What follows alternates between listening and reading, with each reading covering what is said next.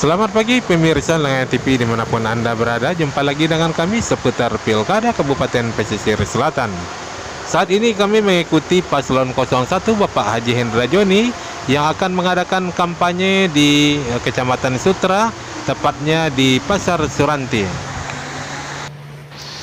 Seperti yang terlihat di layar kaca Anda, banyak sekali mobil rombongan yang sudah mulai berdatangan ke Pasar Suranti. Dan di dalam ruangan juga sudah menunggu banyak sekali masyarakat Seranti yang ingin bertemu dengan Bapak Haji Hendra Joni. Ada yang baru tiba tadi dulu. Apa-apa kayak mungkin lo nak tahu model apa yang lewat tadi kan? Nah itu loh, itu pikir loh, itu masalah ya, pokoknya tanggal 9 tuh rame-rame ke TPS pilihan bersatu mah. Itu pasti. Nah itu anak ibu-ibu nalu dapet baju.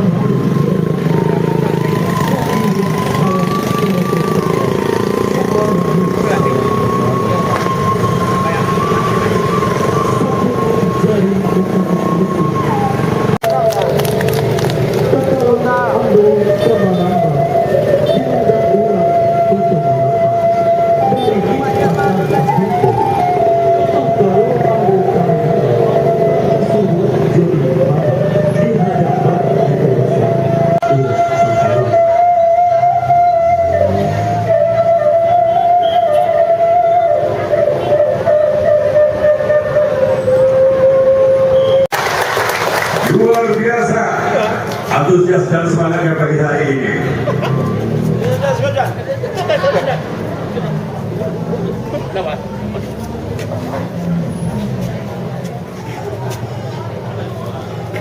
Kabupaten Pesisir Selatan untuk relawan dan juga tim koalisi hebat Sutra. Tepuk tangan yang lebih meriah untuk relawan hebat. Spektakuler. Ya, spektakuler adalah kata yang tepat untuk menggambarkan capaian Kabupaten Pesisir Selatan dalam satu periode terakhir. Sebelumnya, PSL termasuk daerah yang minim fasilitas, miskin sarana utilitas, akses dan sumber daya terbatas, diperparah oleh keuangan yang juga terbatas. Namun, bagi Bupati Hendra Joni, keterbatasan harus diatasi, bukan diratapi, karena rakyat tidak mungkin berharap pada pemimpin yang hanya bisa meratap. Harapan dan cita-cita warga diwujudkan oleh Bupati dan jajarannya dengan merubah mindset dan kerja keras. Rendahnya kemampuan keuangan tidak lagi jadi pembatas karena dana pusat mengalir deras. Perlakuan istimewa untuk pesisir selatan tak lepas dari kiprah Bupati Hendra Joni yang dekat dengan pengambil kebijakan di pusat, mulai dari dirjen hingga presiden. Alhasil, pembangunan infrastruktur fisik maupun sosial ekonomi dapat dipacu pesat, kualitas pelayanan publik meningkat. Jalan raya yang merupakan urat nadi pertumbuhan ekonomi diperbaiki, lebih luas, lebih mulus, dari Seguntua sampai Silaut. Begitupun dengan jalur Mande, juga jalan baru Muaro Aye Bayang ke Alahan Panjang dibangun untuk pertama kalinya menghubungkan PSL dengan Kabupaten Solo. Objek wisata penyangga ekonomi masyarakat seperti Pantai Carocok dipoles lebih memikat, termasuk dengan membangun Masjid Terapung yang sedang berlangsung. Infrastruktur ekonomi lainnya juga dibenahi, tempat pelelangan ikan, pasar ternak, hingga pasar seni modern di semua kecamatan. Kemampuan ekonomi petani dan peternak diberdayakan dengan bantuan peralatan, bibit ataupun ternak. Begitupun bantuan alat tangkap, asuransi dan perumahan nelayan, serta bantuan permodalan bagi pelaku ekonomi UMKM. Pelayanan di bidang kesehatan ditingkatkan, tidak hanya dengan melengkapi peralatan medis, tapi juga mengembangkan kapasitas semua puskesmas, menambah daya tampung rawat inap, sekaligus mengontrak tenaga kesehatan. Selain tenaga kesehatan, tenaga pendidik juga ditambah. Lebih 1.000 orang guru dikontrak untuk mengatasi kekurangan jumlah guru. Jadilah PSL satu-satunya daerah di luar Jawa yang berani mengontrak guru lebih dari 1.000 orang. Kebijakan tersebut adalah bukti komitmen pemerintahan Hendra Joni terhadap pendidikan, bukan jargon kosong belaka. Praktek-praktek penyimpangan ditiadakan. Pengangkatan dan penempatan kepala sekolah tidak lagi berdasarkan jumlah setoran. Kepala sekolah dan guru tidak lagi ditekan untuk membocorkan kunci jawaban ujian. Praktek itu dulunya dilakukan agar angka kelulusan meningkat sehingga dianggap berprestasi. Demi citra dan gengsi petinggi, pikiran dan moral mental generasi diracuni. Hendra Joni mengakhiri. Terobosan lain terlihat pada pelayanan dasar kependudukan yang menghasilkan layanan sampai pintu rumah warga. Urusan dokumen kependudukan seperti kartu keluarga, KTP, akta kelahiran dan kematian dapat diselesaikan di kecamatan. Warga yang berdomisili jauh dari pusat kabupaten tidak lagi harus ke Painan berhabis waktu, tenaga, dan biaya. Alasan yang sama menghasilkan kebijakan untuk mendirikan pusat pelayanan pemerintah daerah yang saat ini sedang dibangun di Tapan. Adapun pembangunan infrastruktur sosial melibatkan semua stakeholder. Selain OPD terkait, peran fungsi tim penggerak PKK dan Basnas pun dioptimalkan. Misalnya dalam program bedah rumah, Ketua Tim Penggerak PKK, Ibu Lisda Hendra Joni, menggagas gerakan Dunsana membantu Dunsana. Pihak ketiga, termasuk lembaga sosial Islam di luar negeri, dirangkul untuk berpartisipasi. Sebagai anggota DPR RI, kiprah Bunda Lisda dalam 1 tahun ini menambah signifikan jumlah rumah yang selesai dibedah. Hampir 7.000 rumah tidak layak huni telah direnovasi selama 4,5 tahun pemerintahan Hendra Joni. Catatan khusus layak ditulis buat Bunda Lisda. Ketika anggota dewan lain memperebutkan komisi-komisi basah, komisi mata air, Bunda Lisda sejak awal memilih Komisi 8, Komisi Air Mata, terkait lingkup tugasnya di bidang agama, sosial, kebencanaan, serta pemberdayaan perempuan dan perlindungan anak. Benar-benar Komisi Air Mata. Tapi mantan pramugari pesawat kepresidenan itu lebih siap kehilangan aliran mata air daripada membiarkan air mata mengalir, terutama dari masyarakat pesisir selatan yang sangat dicintainya. Atas semua capaian kinerja pemerintah hari ini, pesisir selatan diakui sebagai daerah dengan kemajuan signifikan.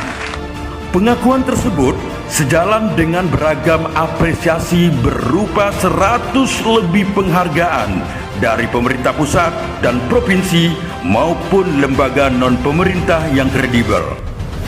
Di antaranya, predikat wajar tanpa pengecualian WTP 5 kali berturut-turut untuk laporan keuangan yang baik. Penghargaan kabupaten paling informatif, kabupaten sehat kategori tertinggi, lembaga pengelolaan zakat patuh syariah amat baik.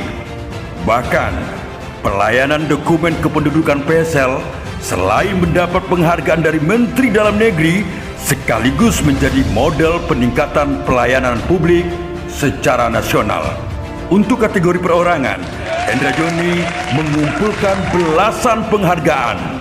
Di antaranya pemimpin pembawa perubahan, tokoh yang komit dan konsisten dalam keterbukaan informasi, serta The Best Video and Performance 2020.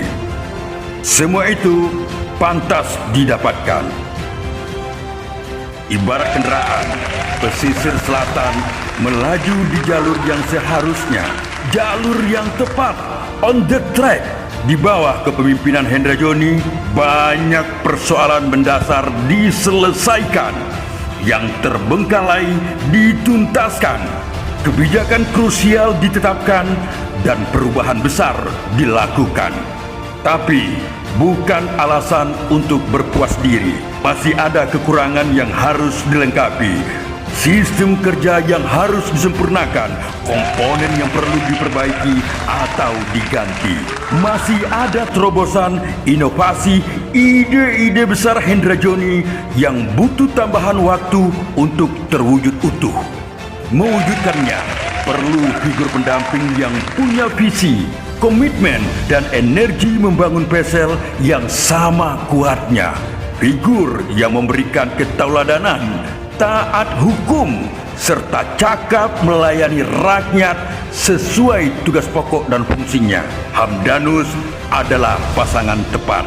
Berkepribadian santun, gigih, dan berdedikasi, Hamdanus dikenal sebagai politikus muda yang religius. Akrab dipanggil Buya, aktivis dakwah ini masih tercatat sebagai Ketua Umum ILUNI, Lembaga Dakwah Kampus KSI Ulul Albab. Di masa mahasiswa, Hamdanus adalah Presiden Mahasiswa BEM UIN Imam Bonjol.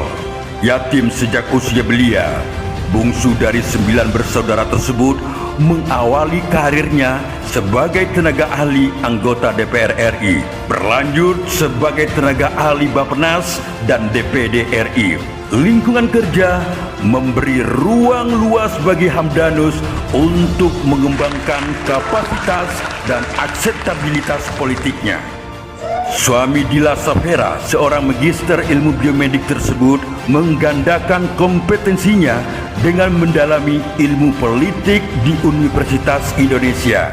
Juga mencatatkan diri sebagai anggota Lemhanas di usia 30-an.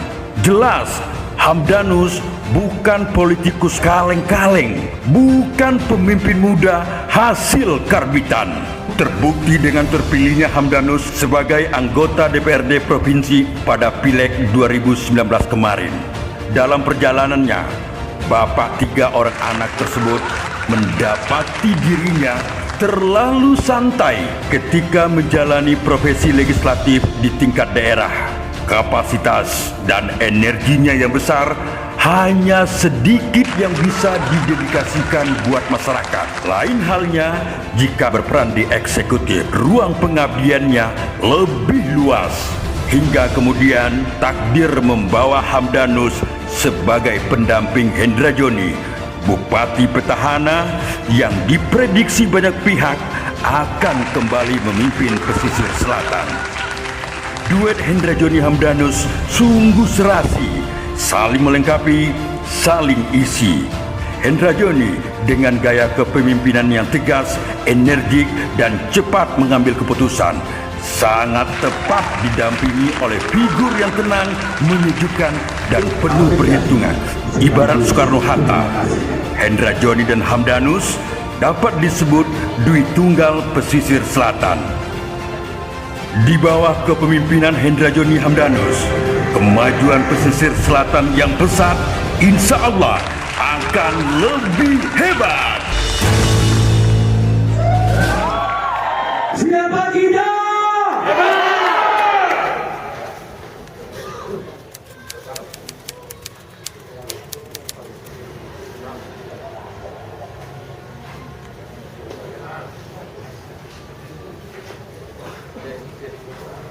Nanti gantian namanya.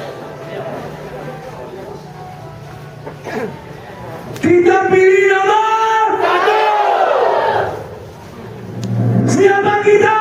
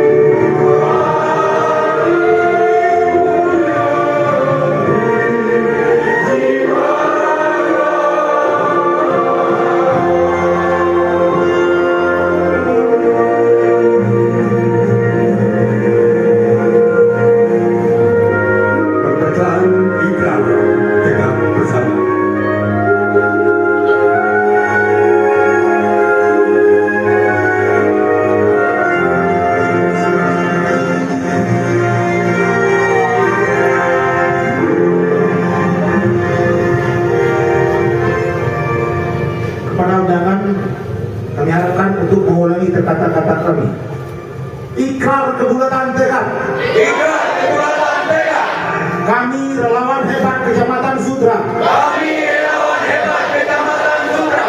Dengan ini berikrar. Dengan ini berikrar. Satu. Mendukung visi Bapak Hendra Joni dan Bapak Hamdanus. Mendukung visi Bapak Hendra Joni dan Bapak Hamdanus. Mewujudkan pesisir selatan hebat. Mewujudkan pesisir selatan hebat. Humanis, energik, bersih, agamais dan tanggap. Dua, bersedia dan bersungguh-sungguh menyumbangkan waktu dan tenaga, pikiran dan kemampuan kami untuk memenangkan pasangan calon Bupati Hendra Joni dan calon Bupati Hamdanus. Tiga, istiqomah, konsisten dan konsekuen dengan tekad pemenangan dan tidak akan memungkiri ikrar ini. Inna salati wa nusuki wa mahyaya wa mamati lillahi rabbil alamin. Sesungguhnya salatku, ibadahku, hidupku dan matiku hanya karena Allah, Tuhan kalian alam. Surati 20 Oktober tahun 2020.